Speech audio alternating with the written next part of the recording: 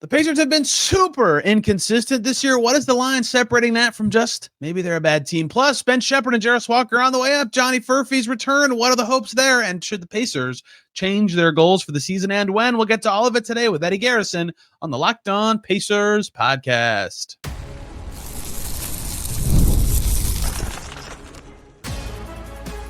You are Locked On Pacers, your daily Indiana Pacers podcast. Part of the Locked On Podcast Network, your team every day. What's up, everybody? Happy Friday. Congrats, you made it through the weekend. Welcome into another edition of the Locked On Pacers podcast, where we, of course, talk about the Indiana Pacers. As always, my name's Tony East. I cover the team for Forbes and Circle City Spin. And today, Pacers play the Bulls tonight. And in between, Eddie Garrison and I are going to talk about all sorts of things about this team of late, including their very inconsistent play. Is that a symptom of them just being bad? Is there something different there? What can they do about it? We talk a lot about Walker and Sheppard and their ascent of late toward more normal play of what's been expected of them. What's going on there? Can they keep that up?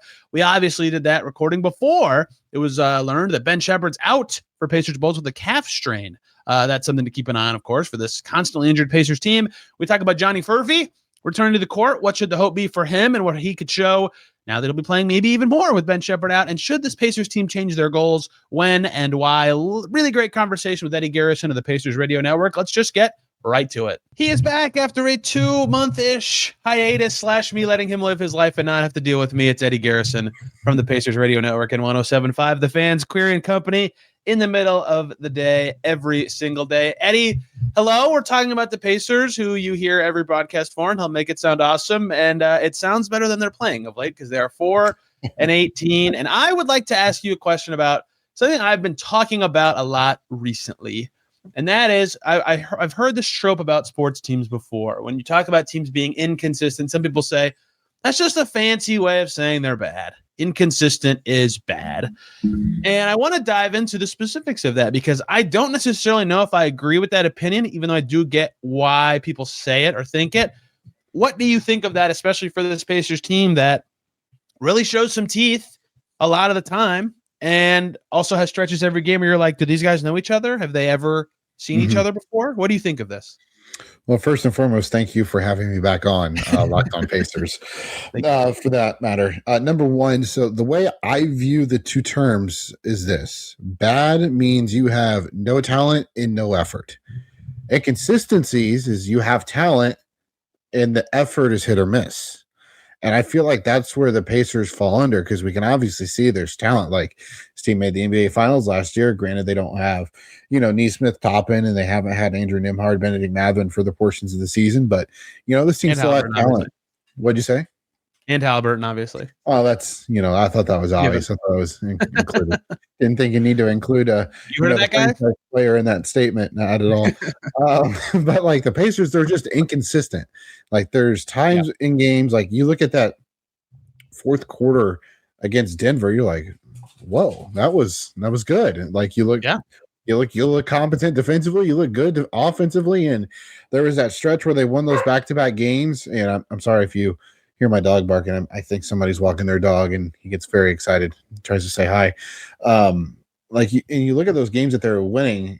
I get it with Chicago, but their defense looked a whole lot better and they were still getting shots offensively that I think they like to get. They just weren't knocking them down. And at the end of the day, in those two wins, they kind of minimized those big lulls that we've seen in the losses. Like yesterday, they give up the 22-3 run at the end of the second quarter to Denver, and in the wins in the games that they've been, right there, they have been down by around 15 points and they've been able to come back. But when they've had success, and I know it's been very minimal, it's been obviously when they limit those big droughts. Yes, I agree with a lot of what you're saying. Like you can see the difference. Watch the Wizards. Like they are, yes, they don't have a 22-3 run. They have like 2 quarters of a game where they just look like much worse than the team they're playing. Bad time to say this because this team's won 2 games in a row. The Nets have that a lot where it's like they're in a different class than their opponent. When the Pacers don't have that, they did at one point. That road trip they went on when they got blasted by 17 plus every night, they looked bad. They were getting absolutely destroyed for long stretches every game. That was 5 of their 22 games or 4 of their 22 games or whatever. And like, don't get me wrong, that's still probably too significant of a stretch of a season. But I don't think that they've been that team outside of that, whereas most of their games are defined by one very, very poor 5 minutes here, 6 minutes there, start and whatever. And it's still a problem, a huge one at that. I would describe my own personal difference in the distinction between the words like this. There is inconsistency from game to game. And a team I would put in that category is a team the Pacers just beat and the team they played tonight, Chicago, who was awesome to start the season. 5-0 start. Oh my gosh. Is this a thing? Are they going to be good? And now they've lost to New Orleans, Charlotte, Brooklyn, and Indiana in the last 10 days. And everybody's like, oh my God, this team's terrible. Maybe when Kobe White plays again, they'll look good. They've beaten Denver. They've beaten Portland. They have game-to-game inconsistency. That is without a doubt inconsistent. The Bulls are not good, but they're not bad. They're right. They're 10th in the East. That's not awesome, but they're okay. There's a lot of teams that you could probably put into that category. Truly, you know who you would fit really well there is the Pacers 2 years ago, who beat everyone, like every good team, but had the third most losses to the worst teams in the league, right? And it was they could never beat Charlotte, and they lost to Brooklyn and all this stuff. And it's like, wait, how does this keep happening? And it was a huge issue for them. That is I think textbook inconsistency. What applies to the Pacers to me is their inconsistency is not game to game. Their inconsistency all comes in a game where they just played the Nuggets. First quarter, third quarter, fourth quarter of that game, Pacers win those stretches, right? They were better than Denver in real portions of a competitive game. And even part of the second quarter, they were better. But for 5 minutes of the second quarter, they were so unfathomably bad that the game wasn't even close. I don't even think they got it to single digits in the second half. Maybe they did for a little bit. I'm not remembering, but I think it was 10 plus for basically the entirety of the second half. I'm now looking at that. Yes, it was above 10 after the 22-3 run the rest of the night, right? So it was never close, even though they were playing better than Denver. And so that to me is different than bad. But I'll say this, only teams of a certain quality are capable of allowing a run of 22-3 or whatever, every night, right? You can't, if you're good or you're even average, you're not doing that every game. So you certainly aren't good if you're giving the Pacers level of fluctuation within a game. But I think inconsistent more applies to those 2 years ago Pacers, the Bulls right now. I could come up with other examples. Those kind of teams, and the Pacers are just in a category of maybe inconsistent is the right word, but just in-game fluctuation that is different than the terminology I would use for this.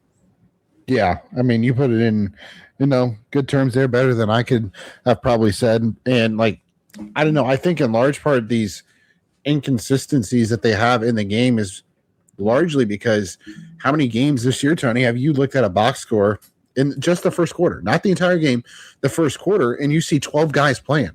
Who does that?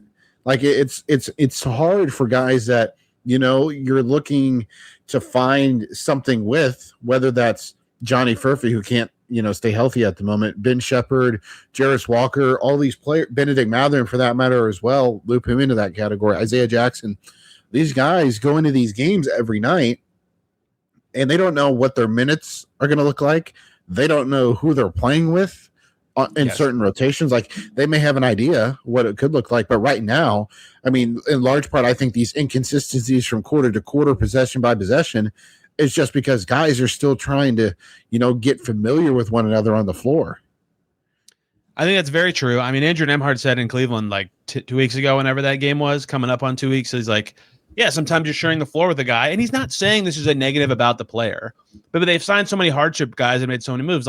Sometimes you're sharing a court with a player who does not know the plays. And that's not their fault. They just don't. They've been on the team for no time. I don't know the plays.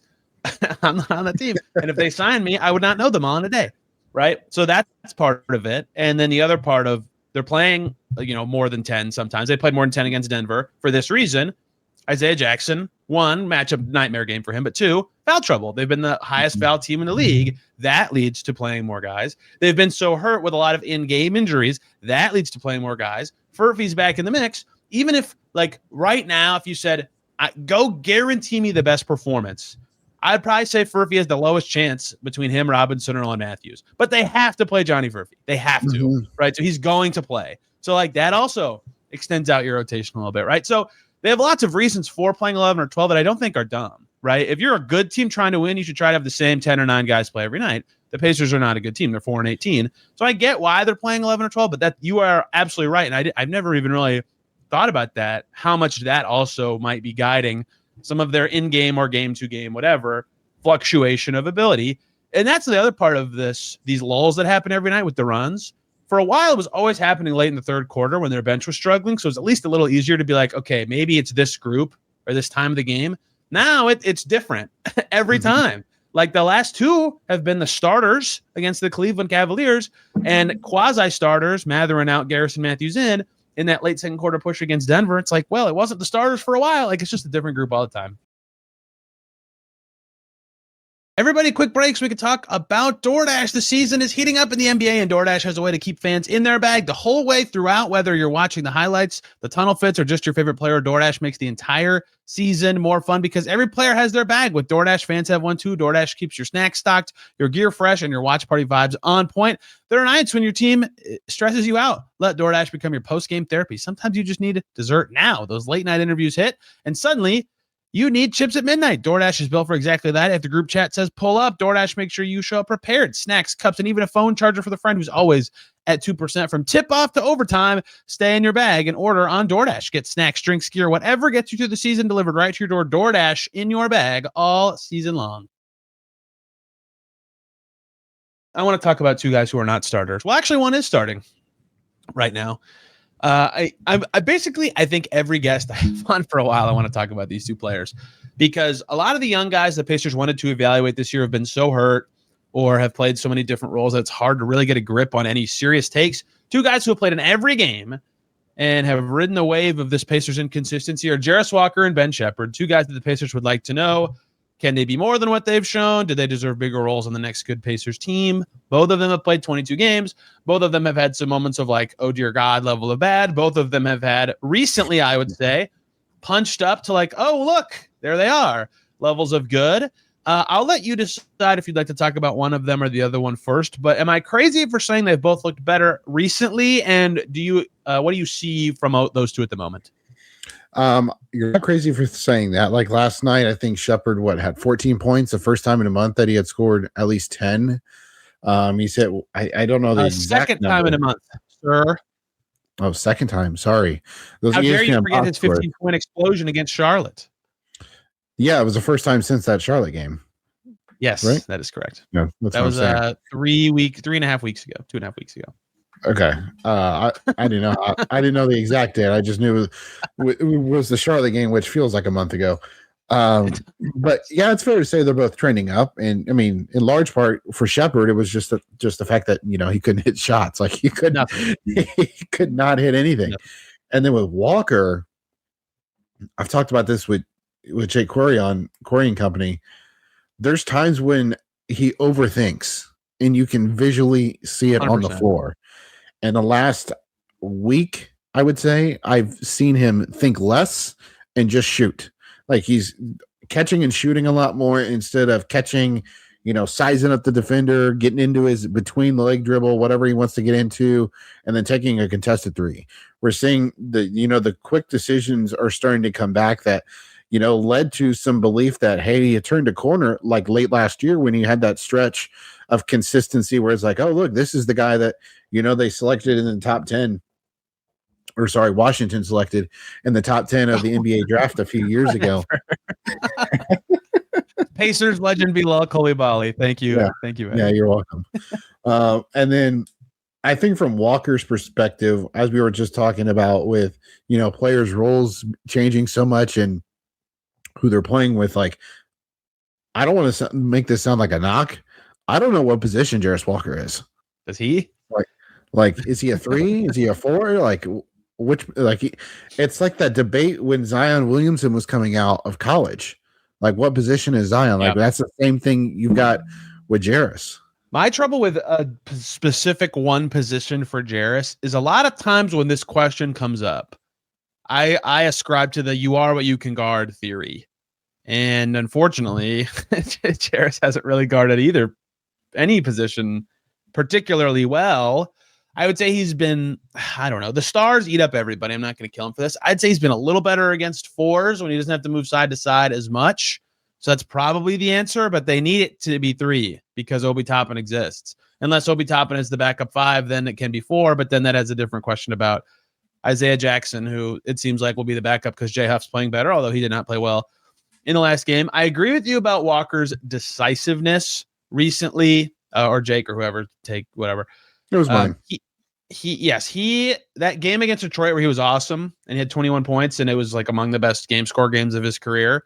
I think he just got, even if it hasn't held in the form of like shooting percentages, just seeing him have a successful game. I think if you're Jarace after just an awful stretch of play, just to be like, oh, thank God, like he can relax and just play and it's just a deep breath because this is a compliment, even though it's not. Like the Denver game, he has 11 points and 3 rebounds, and he goes 4 for 7. And like, never in the game was I like, oh, he's playing really well, right? But 11 and 3 is like a totally adequate game for your backup forward, right? Like that's fine for Jarace. You'd like him to have like an explosive defensive play here and there, maybe do a little bit more that you can like feel, but that's like a totally solid outing, and that's a good thing in some ways that he's able to have a kind of blended, quiet but productive game. That was not happening for him in the season. He was either, look at that, 18 points against Milwaukee here, like the greatest first quarter of his career in Dallas, and you're like, oh, cool. When he's great, it's really loud. Or he goes on this road trip, and you're like, oh my God, he can't make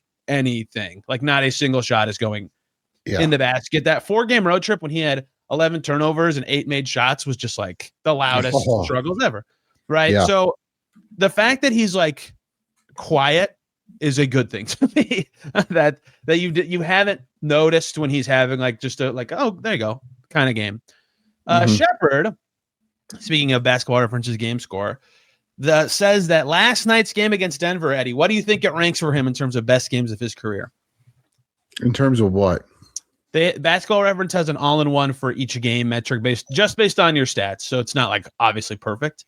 What do you think last night's Ben Sheppard game? 14 points with no misses, 5 boards, 2 assists, 2 steals ranks. I'm going to go second best. I'm sorry about my dog. Very close. Nearly a dead tie with the game last year. But last year had that 20-point game in New Orleans. That game would be second best in his best game as a rookie when he had 15, 16, whatever, without missing and had more other stats. That ranks first. So it was his 3rd most productive game, by the way they calculated, ever. And that's, of course, going to be influential. He played quite well in that game. He's been getting to the cup all year, but he's had more turnovers. And, like, if you're going to be this mistake-free guy that I've labeled mistake-free, you can't be turning it over. He did have a stretch of 5 games without a turnover right before this. So the thing with him, to me, is he's shown pop in other ways, but it has come at the expense of his shot. Pascal Siakam last night used the words 3 and D to describe Ben Sheppard. It's not like a me phrase. It's a person on the team phrase. Great. I feel better using it. I agree with that. It's good that he has shown more than just that this year, but that's like what they need him to do. Last 5 games. It's only 5 games.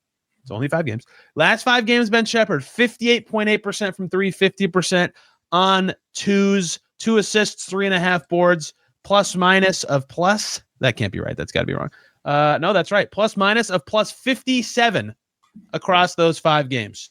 He's obviously been starting, which helps because the starting lineup is actually good. He started in 3 of those games. Before that, the 3 was a disaster. 3 for 7 opening night, 3 for 7 against Brooklyn, 2 for 3 against Phoenix. He made 1 or fewer every other of his first 17 games and shot less than 20% from 3 in those games. If he's going to be 3 and D, he's got to make 3s. That's made these last 5 games good. So what I think is important is even if the 3 settles in the next 2 weeks or whatever at 35%, that's still not what they need him to be. They probably need him to make more than that. If he can do that while also doing some of the stuff he has done better this year, that at least is finally progress from him after it's all in his head levels of bad start where he couldn't make anything. I don't care if you never believed in his shooting. He's obviously better than a 20% shooter. So progress for both in different ways, I would say. I would say like the comfortability of a player of playing with another player, if that makes any sense. Like, yes, Tony, you're more comfortable doing a podcast with me than some Joe Schmo that you've never met before. But like, for example, close, like, yes. And I make this reference because I would have to look at it more and you may be able to pull it up a lot quicker than I can. Since like the full return of TJ McConnell, how has that helped him to this, this last Good 5 question. games. Like being able to play with the guy you're familiar with and TJ McConnell. He's the point guard. You're asking Sheppard to not be the point guard, and you're asking him to be the guy that stands in the corner or move around and find an opening, as the ball's moving and it finds you take your open 3 and you hit it. Like, how has that impacted Ben Sheppard, and has the return of McConnell also impacted Jarace Walker at the same time? Since McConnell returned, and here's the thing about this: 1, 2, 3, 4, 5, 6 of Sheppard's 12 games since McConnell returned, he started. So he hasn't even played with him a ton. Since he returned, Sheppard's at 40% from the field, 33% from deep. So, like, it's okay. It's not good. It needs to be better than that, but that's like okay. He has most of his good games this season have come since then. That's certainly true. His first 2 games plus that Brooklyn game where he was pretty good, or before that.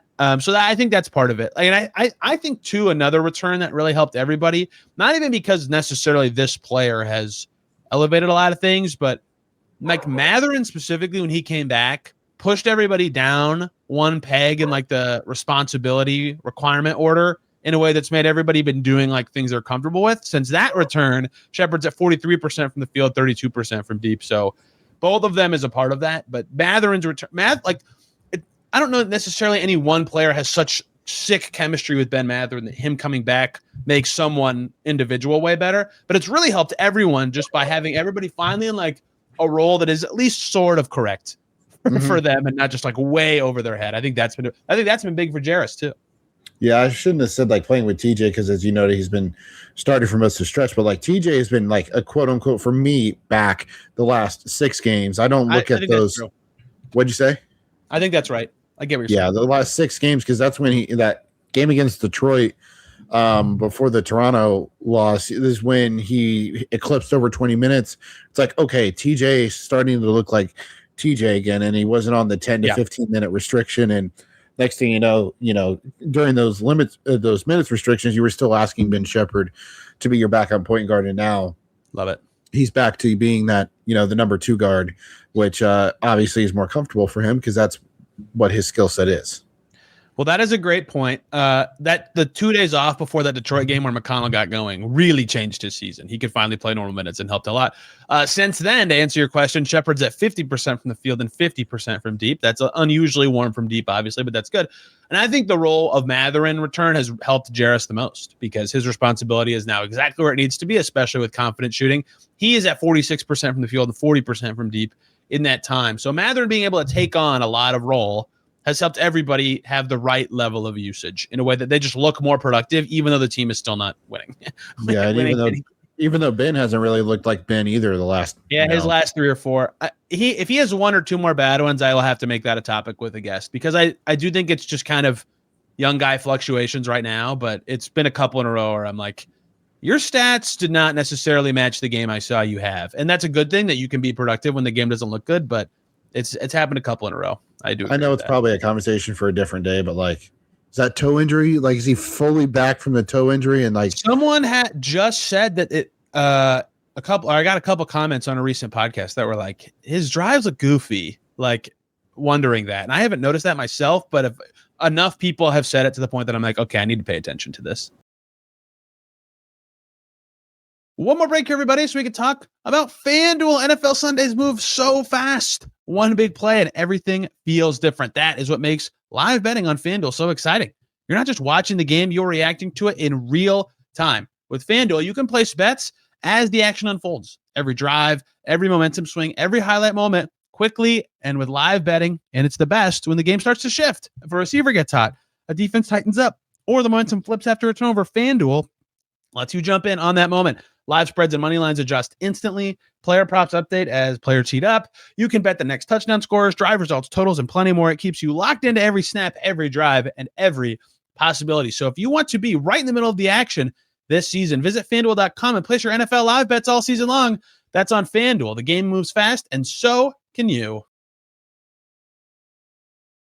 I have very little to say on this because his first game was extremely uneventful. Johnny Furphy is back. I have no opinion of how he played against Denver. Do you? He didn't. Me either. Really too much. What do you hope to see from him?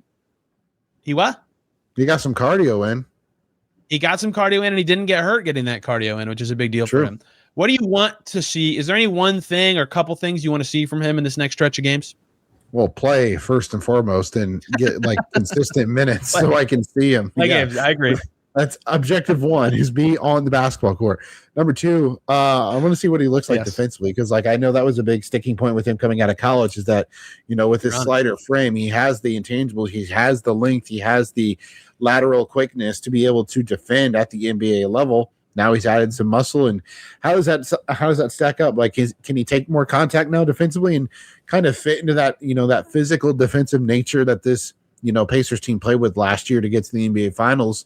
That's what I'm looking for. And then obviously I think number one, outside of, you know, the defense, is just the shooting. Like, is he a shooter? Like, how well can he shoot it? Can he, you know, once he makes a couple, you know, catch and shoots or whatever, the teams start closing out him. Can he put the ball on the floor and attack? And we know he can dunk over people, but can he get to either like a floater or some sort or something else into his game? Like, those are, you know, some things I'm looking for. Co-sign all that. That was very good. You basically stole my homework on that one. Thanks. Like good answers. Yeah. Stay healthy. One. Defense would have been my answer if I went first. Like, basically how I would sum it up is like last year, he played 50 games as a rookie. 40 of them were less than 10 minutes. And even like over half of those 40 were less than 5, right? So his appearance number does not match how much he's actually played. So getting real chances, like 15 minutes a game, 1. And then 2, I guess defense is 1, shooting's the other, where if you can do either one of those things, you can at least play, right? You will be on the floor in the NBA. Doug McDermott can only shoot, he plays. Ben Sheppard can really defend, he plays, right? If you can do one or the other, you're going to play.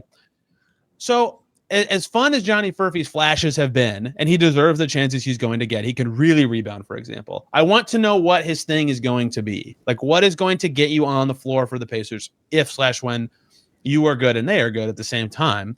Are you going to be super efficient? Is the shot going to be the answer to that question? Is what you just said? Is it going to be like, sweet, he's set it and leave it defensive kind of guy? He's probably a little too scrawny for that still, but maybe he can get there, right? What is it that's going to be the thing that's like, okay, this lineup should probably have Furphy on the floor because he can do this or that?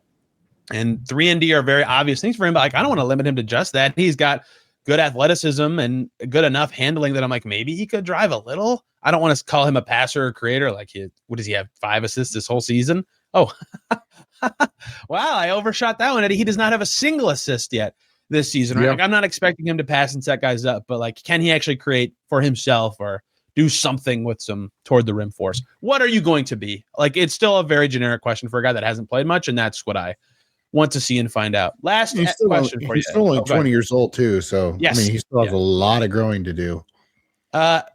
Good timing. He turns 21. He can hit the bars in 4 days. Johnny Furphy will be a 21-year-old young man. Good for him. Good for him. Happy early birthday. Is there any? I should know this. Is there a booze that's more popular in Australia than here? I don't know. I don't even know if I'm allowed to talk about it on this program. Good for you, Johnny Furphy. Have a fun week. But yes, he'll be 21 soon, and like, that's it. Let's figure it out. Let's see what he is. I'm not saying that because I think he's going to be bad. I think he's going to be interesting or good, but I would like to see them happen in NBA games. My last question for you, Eddie. The 4-18, the writing's on the wall. I could tell you the 2 teams that have broken through that kind of start and done something. I did it on the radio with Jake today, but that's not what I'm asking, because I don't think the Pacers in their current state of injury are going to be a team that all of a sudden has a huge turnaround. I think they'll probably win less than 30 games. I'm not saying it's impossible they win more than that. At what point do you feel like they need to make a drastic shift of goals? Because I'm not saying that they should shut guys down. It's December, for Pete's sake. That's ridiculous. But at what point does they like very clearly make a shift toward young guys playing in more roles or things of that nature because of their record and figuring out that kind of thing? Because I have my own answer, and I'll go first this time. I want to see just what they can show with at least 5 of the top 6 that we thought would be the top 6 this year. They haven't even had that yet. Those 6 being Nembhard, Mathurin, Nesmith, Siakam, Huff/Jackson, and McConnell. They're probably not going to get it because McConnell, I guess they had 5 for half of the first game, and then Nembhard got hurt. But other than that, they have not even had 5. They've only had 4 of those guys. So when Nesmith comes back, if they still have the rest of the 4, if Nesmith comes back this month, I would like to see 3 weeks of that group. And if they like win a lot or win a good amount and the young guys all look like they're in a good role and they can improve, that'd be very telling that the ecosystem still works and they have young guys worth betting on and they can see who pops and looks good in that setting. Because that's the setting they need to be learning from, right? If Sheppard and Walker stunk for 20 games where half the team was hurt, but they're really good when the Pacers have their best players who will all be on the team next year, great. That's more important, right? You should want to learn that. So I think a lot of my answer to the when should the Pacers really change their goals or their approach to this or that, I think I'll be able to answer that better after Nesmith plays for a couple weeks.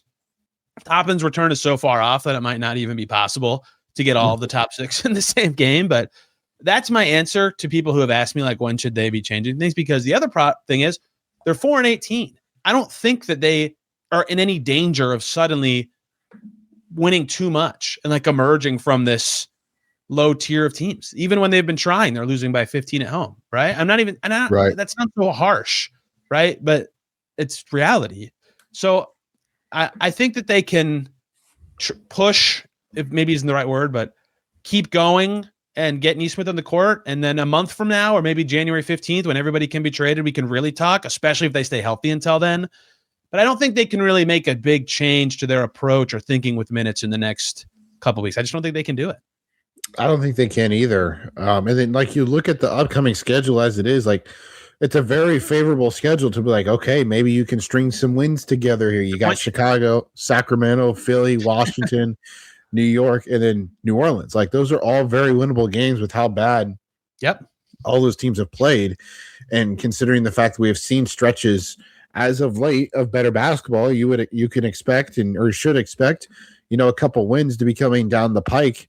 But then it just kind of picks up a little bit because you've got Boston twice, Miami, Houston, Milwaukee, Orlando, San Antonio. Like, is Wembanyama back by then at the start of the new year? So, I mean, there's going to be an upcoming stretch of games, especially like right now within the next week and a half, where you're going to have some chances to win. And I think this upcoming stretch could be really the defining moment. Like, okay, if we go, 1-4 against those 5 teams of Chicago, Sacramento, Philly, Washington, and New Orleans, then okay, and we don't have Nesmith, then okay, it's clear that we need to go this direction, because if this stretch right here gives you some glimmer of hope, you go 3-3, so you're still 7-21, 25. Yeah, 25 or whatever. It's like, okay, there's still the line of hope that we're able to win these games against some of the other bad teams in the league, and we've been able to compete with Cleveland. We've been able to compete with Denver, even though Denver was also missing 3 key players last night. You still have, like, I feel like the hard part of the schedule is already over. Like, you've gone out west, so like the schedule is going to get easier. So it's very hard to really identify, especially because of the nature of the roster and the health, when the goals should quote unquote shift.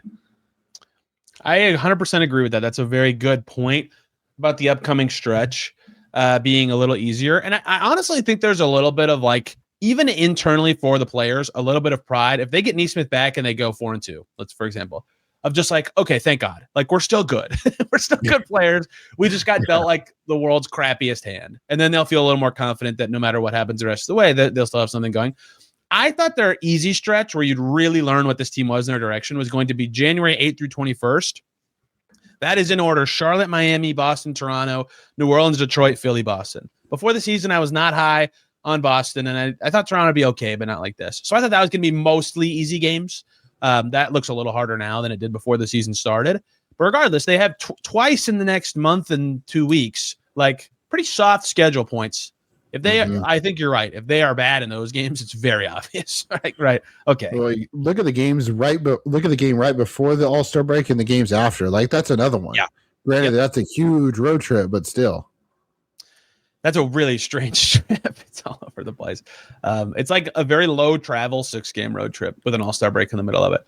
So they have all these soft spots to poke at where they can go, okay, we'll learn a lot here and there, but what is the key thing to learn? So I think the other thing could be the other part. This December 22nd through January 6th stretch where they play mostly good teams.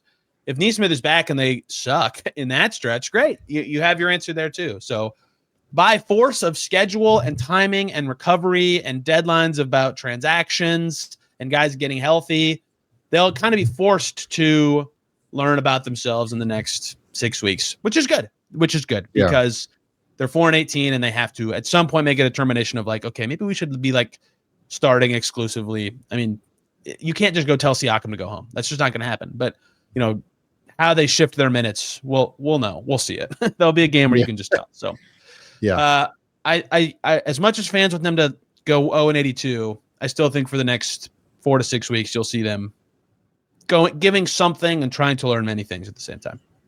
Yeah, because I mean, Tyrese is probably not going to play all 82 next year, and he's not playing all 48 minutes either. So it's like you have to learn how to win the non-Haliburton minutes, and you have to win without Tyrese too. And like that's how you do it. Unfortunately, as painful as it may be, they go 500 the rest of the season, which just sounds silly. They'd go 34-48. What would that have been in the lottery last year? I wish I looked this up before. That'd have been a fun thing to look up. Last year's draft that is not loaded. Oh, they don't put the records. That's super helpful. Thank you. Internet website that didn't show that. What? I assume that would be something like 8th, huh? 34 wins. Is that what you said? Yeah, last year's lottery. What would that have been? 8th, tied with San Antonio. 8th? That was about my guess, 8th-ish. So that's not like you'd like to be higher than that, but like that's the fear of them going for it to me. If you're a fan. I don't think that's a bad outcome. if they learn a lot and they're 8th, okay, cool.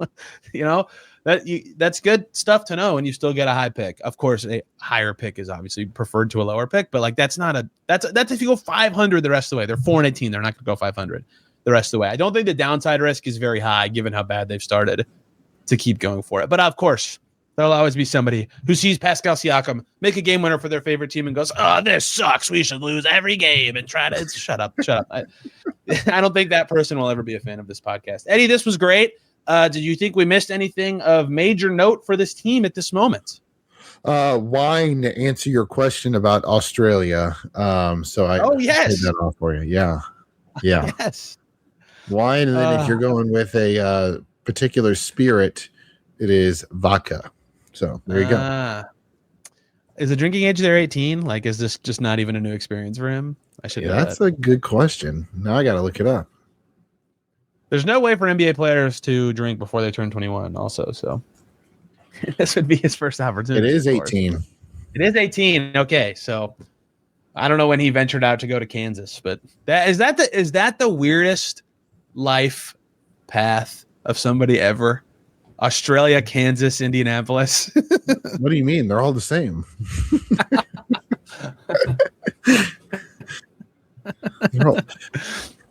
He's born in Melbourne, I think, right? So like this huge city in Australia, and then Lawrence, Kansas, and Indianapolis. That is quite the trio of places to have lived. You ever heard that Indianapolis is the Melbourne of the Midwest? Come on. No. I might use that to him and see how. I wonder what he would say if I said that to him. I think he'd probably laugh in my face. I think that would be an appropriate answer. I'd hope so. Eddie, this was very great. I'm sure in 2 or 3 months I'll be begging you to do this again because you still watch all the games, which is a chore for some people when the team is 4-18. Where can people find you talking about not just the Pacers, but the Colts and other indie sports teams? I used to say the Colts, who are good now, which is fun, but they are not playing very well recently. Yeah, they have not been playing well as of late. So for some Colts takes, you can listen to Kevin Bowen's podcast, Colts Corner. I co-host that with him. 107.5 The Fan from noon to 3 with Jake Query. My Twitter/X handle is my name with an underscore at the end. That is Eddie Garrison _. There you go. Eddie also does the Fever radio show, but we didn't talk about the Fever today, so I did not bring that up in the intro. How about that? 60 days. They got that 60-day extension. How about that? That's good. Although it's good that they're extending because they can keep negotiating. Every time I read about the negotiations, I'm like, oh, dear God, they're not even close. They're not even in the same stratosphere of what they want right now. Yeah. Not great. Till next time. Thanks, Tony. We'll see. But as of now, there's still a WNBA. There's still a league. We'll see when they play games and what it looks like. We'll be back tomorrow here talking Pacers Bulls. I'll be in the United Center. Always fun. I love that arena. It's huge. It flips to inevitably flips to a hockey game every time I'm there at night, and I like watching that happen for a few minutes. And then they don't play till Monday, so I'll be back Sunday night after that. Thank you all so much for listening. We'll see you very soon.